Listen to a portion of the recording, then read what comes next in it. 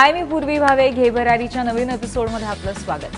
दिवाळी जवळ आली आहे आणि त्यामुळे बऱ्याचशा इंटरनेट पोर्टल्सने आपले सेल जाहीर केलेले आहेत. पण या सेलमध्ये सुद्धा आपण काय निवडावं याच्या संभ्रमात आपण असतो. म्हणूनच आज आपण या सेलमधनं नक्की काय निवडू शकतो याबद्दल आपण माहिती घेऊया आणि त्या व्यतिरिक्त आणखी खूप माहिती आम्ही तुमच्यासाठी घेऊन आलोय. सुरू करूया आजचा हा एपिसोड.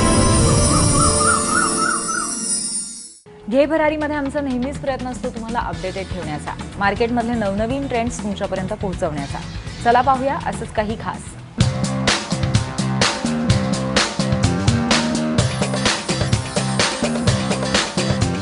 हाय, मी मृण्मयी अवचट. नुकताच दिल्लीमध्ये ॲमेझॉन फॅशन वीक झाला. या वीकमध्ये बऱ्याच डिझायनर्सनी आपलं नवीन कलेक्शन प्रेझेंट केलं. या वीकमधल्या या ट्रेंड्समधले टॉप 3 ट्रेंड्स कुठले आहेत याच्याकडे एक लक्ष घालूया. सगळ्यात मोठा ट्रेंड आपण पाहिला तो म्हणजे केप्सचा.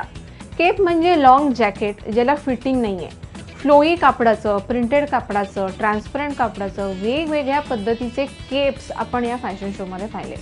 त्याला नुसतंच फॉर्मल लेहंग्याबरोबर नाही तर त्याला ट्राउझरबरोबर पण कंबाईन केलेलं आपण पाहिलं. त्याला जम्पसूट्सबरोबर आपण कंबाईन केलेलं पाहिलं. त्याला पॅन्ट्स टॉप्सबरोबर सुद्धा आपण कंबाईन केलेलं पाहिलं. त्यामुळे केप हा सगळ्यात मोठा आणि स्ट्रॉंग ट्रेंड आपल्याला या फॅशन वीकमध्ये दिसला. तसंच दुसरा एक स्ट्रॉंग ट्रेंड आपल्याला दिसला तो म्हणजे मोनोक्रोम.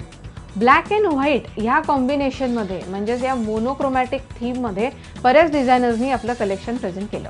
ब्लॅक अँड व्हाईट हे क्लासिक कॉम्बिनेशन आहे. ते तुम्ही अगदी सलवार सूटमध्ये सुद्धा घालू शकता, ड्रेसमध्ये पण घालू शकता, साड्यांमध्ये पण आणि फॉर्मल वेअरमध्ये पण. तर वेगवेगळे हे कलेक्शन्स त्यांनी मोनोक्रोमॅटिक ब्लॅक अँड व्हाईट या थीममध्ये प्रेझेंट केलेले आपण पाहिले. आणि तिसरा आणि एक परत खूप स्ट्रॉंग ट्रेंड आपल्याला दिसतोय तो म्हणजे सी थ्रू किंवा ट्रान्सपरंट फॅब्रिकचा.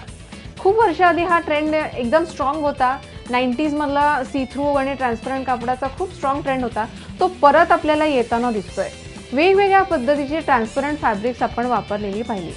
नेट होते, जॉर्जेट्स होते, शिफॉन्स होते, ऑर्गॅन्झा होते, लेस फॅब्रिक्स होते. असे वेगवेगळे कापडं जी सी थ्रू असतात अशा या फॅब्रिक्सना वापरून वेगवेगळे सिल्युएट्स आपण करताना पाहिले. काही सिल्युएट्समध्ये लेअरिंग केलं होतं, काहीला नुसता फ्री फॉल दिला होता.